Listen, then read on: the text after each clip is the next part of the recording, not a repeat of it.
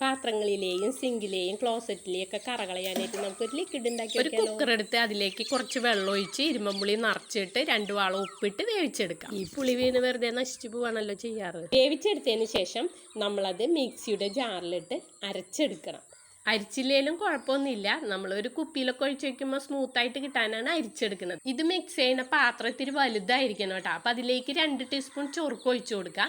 അതിനുശേഷം baking soda ഇട്ട് കൊടുക്കുക. ബേക്കിംഗ് സോഡ 2 ടീസ്പൂൺ ഇടുമ്പോൾ ഈ പാത്രം നിറച്ച് പൊന്തി വരും. നമ്മൾ ഇത് പകർത്തി വെക്കേണ്ടി വന്നു. ഈ ഒരു ലിക്വിഡിന് പത ഉണ്ടായിരിക്കില്ല. പത ഉണ്ടാവണമെങ്കിൽ നമ്മൾ ഡിഷ് വാഷ് ഏതെങ്കിലും 2 തുള്ളി ഒഴിച്ചു കൊടുത്താൽ മതി.